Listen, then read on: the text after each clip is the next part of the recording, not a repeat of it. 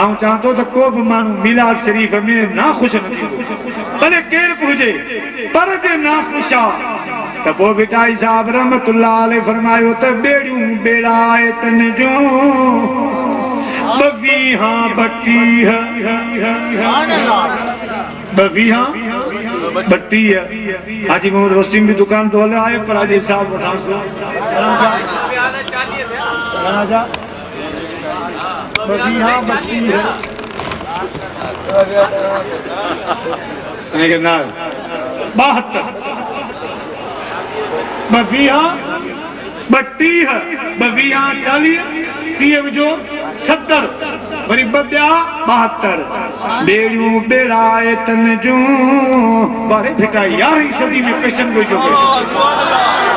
बुखारी सैयदा 11वीं सदी में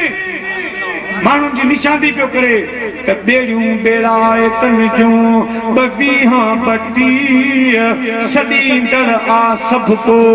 लज नथन लीह सवाए होतन रीह कंधीअ पुजंदा कीन की पर मैं तो मदीने जे साईं फरमायो त मुंहिंजी उम्मत 73 फिरका थींदी उन मां हिकिड़ो जन्नती ॿिया सभु दोज़खी हूंदा हदीस आहे के मौलवी साहब जो ठहियल ॻाल्हि आहे मदीने जे साईं फरमायो मुंहिंजी उम्मत ये न तो उनमें काफर मुनाफिक न कलमू पढ़ंदा कुरान पढ़ंदा हदीसूं पढ़ंदा इमामूं पढ़ंदा पर मुंहिंजे दीन खां ख़ारिज हूंदा बेटाई साहब उन हदीस जो तर्जुमो पियो करे त बेड़ियूं बेड़ायतन जूं बवीहा बट्टी छॾींदड़ आ सब को लज नथन लीह सवा होतन रीह कंधीअ पुजंदा कीन की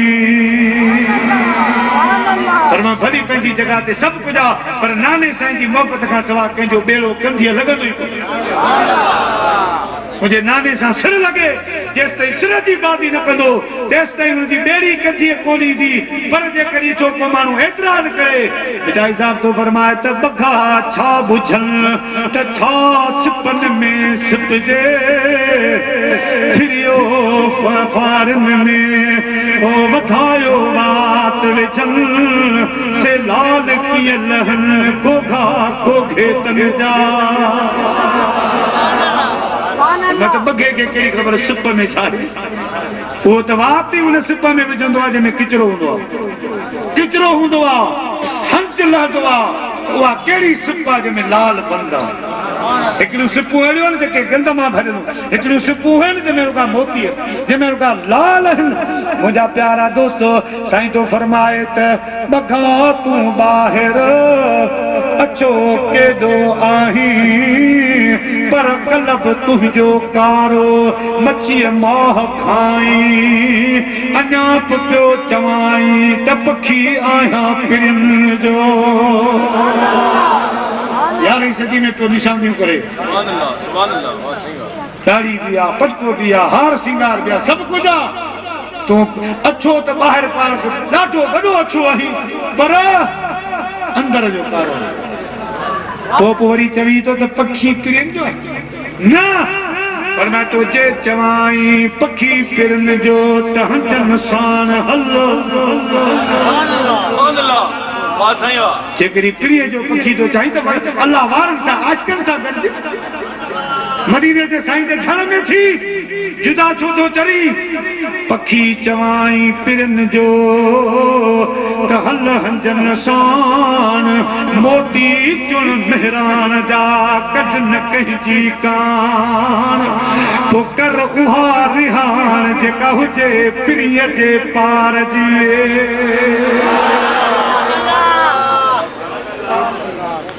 पान तो फरमाए जे प्रिय जो पखी तो चाही त सोने जी खुले दिल से तारीफ कर रसूलुल्लाह जी खुशी मना मदीने वाले साईं जा मौइज़ा बयान कर मंबर ते वेही रसूलुल्लाह जो शान खुले दिल से बयान कर खुश थी मुर्गी मुझे हबीब करीम जी आमद मना जे पखी चवाई पिरन जो त हल हंजन साण मोती चुन मेहरान जा कद न कंहिंजी कान सा कर रिहान जेका हुजे प्रिय जे पार जे